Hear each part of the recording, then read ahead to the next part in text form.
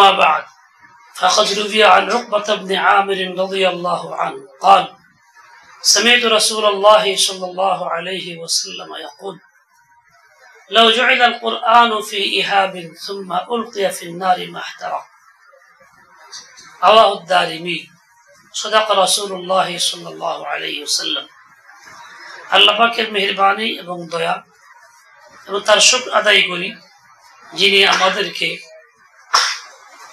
এক মহান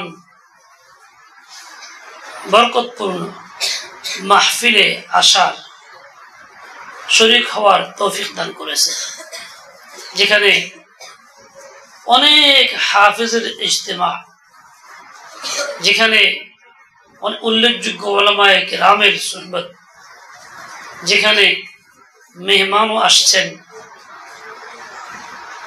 যেই মজলিসে সকলের উপস্থিতিতে কোরআনে কারীম শুদ্ধ এবং ইয়াদ করে এর প্রমাণ দেওয়ার কারণে পুরস্কৃত করা হইতেছে।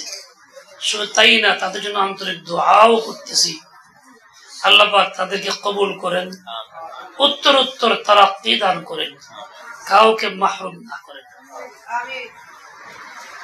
এমন এক মাহফিলে আল্লাহ পাক আমাদেরকে বসার সুযোগ দিয়েছে।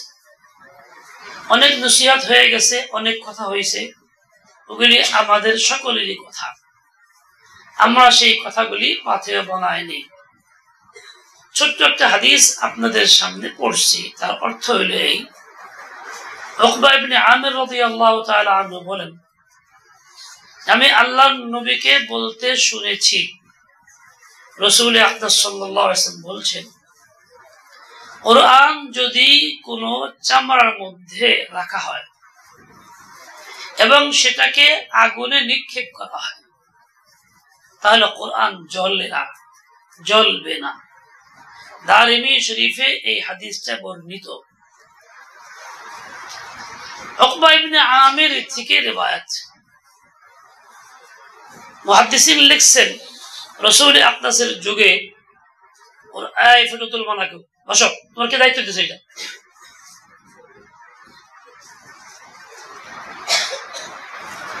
রাসূল আকরাম সাল্লাল্লাহু আলাইহি ওয়াসাল্লাম এই ব্যাখ্যা মুহাদ্দিসিন করছেন এরকম, রাসূলের অনেক মুজিজা ছিল, তার মধ্যে এটা একটা মুজিজা ছিল। তখন কোরআনকে কোনো চামড়ায় রেখে বাস্তবে নগদে আগুনে দিয়ে দিলে পড়তো না। কাফেররা বুঝতো যে আসলে এই সত্যিকার অর্থে এটা আল্লাহ তাআলার কিতাব, মানুষের বানানো কোনো কিতাব না। কয়েক বছর আগে আপনারা দেখছেন নেটে আসছিল, ইন্ডিয়াতে একটা মসজিদ সম্পূর্ণ সব জ্বলে গেছিল, কিন্তু কোরআনের কপিগুলি সম্পূর্ণ অক্ষত ছিল। তো যারা ভারতে অমুসলিম পুলিশ, তারা পরিষ্কার পরিচ্ছন্ন করছে, সেগুলি বের করছে এবং তারা আশ্চর্য বোধ করছে এবং কয়েকজন ইসলাম গ্রহণ করছে দেখা, আসলে সত্যের ধর্ম এটা, আসল কিতাব এটা, আর না হলে এই ঘটনা ঘটতে পারে না। এত বড় সম্পদ আল্লাহ তোমাদেরকে দিলেন। এর আরেকটা ব্যাখ্যা এরকমও আছে, মুহাদ্দিসিন লিখতেছেন, যদি জাহান্নামে নিক্ষেপ করা হয় ওই সিনাকে, যে সিনার মধ্যে কোরআন আছে, তাহলে ওই সিনাও আগুনে জ্বলবে না। তার মানে কোরআনের বরকতে সে সম্পূর্ণই আগুন থেকে, জাহান্নাম থেকে মুক্ত থাকবে। কখন হবে এটা? যখন কোরআনকে তুমি সিনায় ধইরা এর কদর করবা, এর আজমত করবা, মুহাব্বত করবা, ইতাআত করবা, তিলাওয়াত করবা। কোরআনের চারটি হক: আজমত, শ্রদ্ধা করা, যেটা আমার আসমানি কিতাব, আল্লাহ তাআলার কিতাব, মহান কিতাব; মুহাব্বত, খুব ভালোবাসা অন্তরে; এবং ইতাআত, তিলাওয়াত ও ইতাআত, নিয়মিত পড়া এবং যা পড়া হয় তা মানা। এই চারটা হক কোরআনে পাকের আছে। আমরা শুধু জাহেরি পড়াটাকে দুরুস্ত না করি, এই চারটা হক আমার দ্বারা আদায় হচ্ছে কিনা এর প্রতিও লক্ষ্য রাখি। মানিকগঞ্জ জেলা হুফাজুল কোরআন ফাউন্ডেশনের উদ্যোগে আজকের এই আয়োজন জেলাব্যাপী বিভিন্ন থানা থেকে যারা বাছাইকৃত হয়েছেন তারাই এখানে আসছেন এবং পুরস্কৃত হইলেন। আপনাদেরকে আল্লাহ তাআলা উত্তম বিনিময় দান করেন এবং সবাইকে আল্লাহ তাআলা এই পথে কায়েম ও দায়েম রাখেন। হুফাজুল কোরআন ফাউন্ডেশনের উদ্যোগ অত্যন্ত বরকতময় উদ্যোগ, যুগোপযোগী প্রয়োজনীয় উদ্যোগ যা ওনারা গ্রহণ করছেন। আমরা এর সাথে সহযোগিতা করছি এবং করতেছি। তবে কিছু কাজ আছে যেগুলি আমাদের করা উচিত না। যেমন এই ফুটুফুটু নিয়ে আমি সবসময় বলি, এখনো আজও বলি, এত বরকতময় মজলিস আসতে চাই, আবার আসতে মনে হচ্ছে না বাধা ফুটুর কারণে। আমরা যে কাজগুলি করতেছি এটা ফরজ না, ওয়াজিব না, সুন্নতে মুআক্কাদাও না, কিন্তু কবিরা গুনাহ হচ্ছে ফুটু।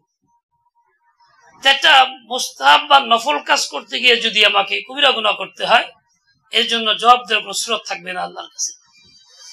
এই জন্য যারা জিম্মাদার হাজরাত তাদেরকেও বলি, আপনাদের সবাইকে বলি, এটাকে এত মামুলি মনে করবেন না যে কোরআন সিনানি আর জাহান্নামে জ্বলবেন না শোনাইলাম, আর এই কাজ করলে জাহান্নামে জ্বলবেন। একসঙ্গে বিপরীত মুখে দুই কাজ করা হয়, আগামীতে এমনটা না হয়। তার সাথে আপনাদেরকে বলবো, এই যে পুরস্কার যা দেওয়া হইলো এটাই কিন্তু চূড়ান্ত পুরস্কার না, আসল পুরস্কার আল্লাহর কাছে আছে, যেটা আপনারা পাবেন। সময় মতো একটু সবর করতে হবে। সেই পুরস্কারটা কত বড় যার বর্ণনা দেওয়া শেষ করা যাবে না, ওটা আপনাদের জন্য আল্লাহ তাআলা বরাদ্দ রাখছেন। একদিন মনে হবে যেদিন হাতে পাবেন যে হায় কি পাইলাম। যদি পরকালে মৌত থাকতো তাহলে ওই পুরস্কার পাই আপনি মরে যেতেন গা। মৌত নাই কারণে মরবেন না। এই যে এত পুরস্কার আপনার জন্য রয়ে গেছে, এর ব্যাখ্যা দেওয়ার সময় এখন নাই। আরেকটি কথা হলো, এই আপনারা যে যেখানে থাকেন না কেন, উস্তাদের অধীনে উস্তাদের নিয়ন্ত্রণ মেনে চলবেন। উস্তাদ যা বলবে আপনার লেখাপড়ার স্বার্থে প্রয়োজনীয় এই সবগুলি মানবেন এবং উস্তাদের পরামর্শ ছাড়া কাজ করবেন না। দ্বিতীয় কথা, ইচ্ছাকৃত কোনো গুনাহে লিপ্ত হবেন না। খাস করে এই বয়সে হাফেজ কোরআনদের চঞ্চলতা বেশি থাকে, বিভিন্ন জন বিভিন্ন কথা বলে এগুলি শুনে ওরা উশৃঙ্খল বিশৃঙ্খলায় বিভিন্ন গুনাহে লিপ্ত হয়। খাস করে একটা গুনাহ বেশি হইতেছে সমাজের মধ্যে, যে যৌবন নষ্ট করার গুনাহ। আল্লাহর হস্তে সবাইকে অনুরোধ করি, হাতে পায়ে ধরি, বাচ্চা বাচ্চা পর্যন্ত পড়া নষ্ট হইতেছে, স্বাস্থ্য নষ্ট হইতেছে, এমন রেকর্ড বেশ কিছু আমার কাছে আছে এই অন্যায় কাজ করার কারণে। এটা এমন একটা কাজ, আল্লাহ এত নারাজ, দুনিয়াতেও শেষ হয়, আখেও শেষ হয়। স্বাস্থ্য নষ্ট হয়, পরিবেশ নষ্ট হয়, দুনিয়ার জিন্দিগি একেবারেই পাইনসা হয়ে যায়, আর আখিরাত তো আছেই। এই জন্য এই গুনাহের কাজটা কেউ করবেন না। মোবাইল কেউ ব্যবহার করবেন না, হাত দিয়ে ধরবেন না। মোবাইল টিপলে দেখেন না, খালি ছবি তুলতে মনে চায়, জিনিস আসবাবই রাখবেন না এবং উস্তাদের নিয়ন্ত্রণে থাকবেন। স্বাধীন মতো চলাফেরা করবেন না, পাক্কা রাজা রাখবেন। যা পড়লাম এটাই শেষ না, ইনশাআল্লাহ তাআলা আমি আগামীতে দাওরে হাদিস পর্যন্ত পারলে আরো বেশি সম্পূর্ণ কোর্স আমি শেষ করবো। আলেমে হাক্কানি আরিফ রব্বানি হওয়ার চেষ্টা করব। ফিতনা অনেক বড় আসতেছে চতুর্দিক থেকে, আপনাদেরকেও গুমরাহ করার জন্য, মাদ্রাসা থেকে বের করার জন্য ফিতনা আসতেছে, আমাদের সামনে স্পষ্ট আছে। এই জন্য খুব সরলতার পরিচয় দিয়া সবার সাথে মিশবেন না। এই কথাটা আবারও বলি, ব্যাখ্যা দেওয়ার সময় আর নাই। পরিশেষে আমরা যারা জিম্মাদার আছি সবাই সচেতন থাকবো, যাতে করে আমাদের এই কাজটা ভালোর দিকেই যায়, খারাপের দিকে না যায়, আমরা উম্মতকে গুমরাহের দিকে না নিয়ে যাই।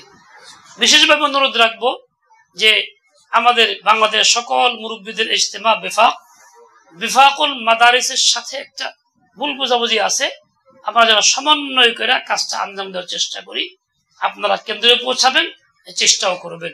আল্লাহ পাক রব্বুল আলামিন আমাদের সবাইকে যথাযথ উত্তম বিনিময় দান করেন, সবাইকে আল্লাহ তাআলা মাফ করে দেন। ওয়া সাল্লাল্লাহু তাআলা আলা নবিয়িল উম্মি ওয়া আলা আলিহি ওয়া আসহাবিহি ওয়া সাল্লাম।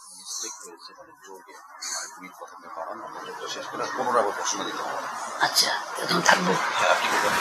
কর্তৃপক্ষ বলছেন যে একটু কাজ বাকি আছে, এই জন্য আপনারা কেউ যাবেন না, একটু বসবেন, এনারা আর একটা ঘোষণা দিবেন, ওই অপেক্ষা আপনারা থাকবেন।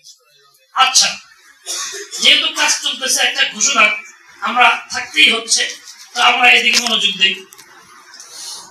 সেটা হলো বিসমিল্লাহির রহমানির রহিম। এক বুজুর্গ দুনিয়া থেকে চলে গেছে, তিনি হাফেজে কোরআন ছিলেন। তিনি নিয়মিত তেলাওয়াত করতেন, আমল করতেন। ইন্তেকালের পরে দেখা গেছে তার কবরে কোনো কারণে কবর খোদা হয়েছিল। দেখা গেছে তার কবরে অনেক প্রশস্ত বড় জায়গা এবং অনেক বড় ফুল বাগান, একটা বড় গম্বুজের আকার, ভিতরে মিষ্টি আলো, চন্দ্রের আলো মতো মিঠা আলো চলছে, সুগ্রাণ বাতাস বইতেছে। উনি সাদা পোশাক পরিহিত অবস্থায় বৈশাখ কোরআন তেলাওয়াত করতেছেন। মাটির নিচে কবর দেওয়া হয় কয় ফিট জায়গাতে, সামান্য ছোট্ট একটা জায়গা, আর ওখানে এত বড় জায়গা ছিল, শেষ করা যাইতেছিল না। কেন? হাফেজ কোরআনের সম্মান আল্লাহ তাআলা ওখানে দিছে। হাফেজ কোরআনের সম্মান আল্লাহ তাআলা দুনিয়াতেও দেন, যেমন হযরত উমর থেকে বর্ণিত রিওয়ায়াতের মধ্যে আসছে, ইন্নাল্লাহ তাআলা ইয়ারফাউ বিহাযাল কিতাবি আকওয়ামান ওয়া ইয়াদাউ বিহি আখারিন। এই কিতাব দ্বারা আল্লাহ তাআলা বেশ কিছু লোককে অতি সম্মানিত করেন, ইজ্জত দেন, আবার বেশ কিছু লোককে আল্লাহ তাআলা বেইজ্জতি করেন। দুনিয়াতে যারা কোরআন পড়ে আমল করে বিমুখ না হয়, তাদেরকে আল্লাহ দুনিয়াতেও ইজ্জত দেন, সকলের সামনে, সকলের নজরে, এবং রিজক মিলে তো ইজ্জতের সাথে মিলে। দুনিয়া থেকে যখন চলে যায় তখন তো ইজ্জতের কথাই নাই। আর যে বিমুখ হয় তো সে দুনিয়াতেও বেইজ্জতি হয়, আখিরাত তো আছেই। দেখবেন যারা কোরআন থেকে বঞ্চিত তাদের অবস্থা জাহিরি হালাত খুব খাস্তা থাকে এবং তাদের কোনো ইজ্জত সমাজেও থাকে।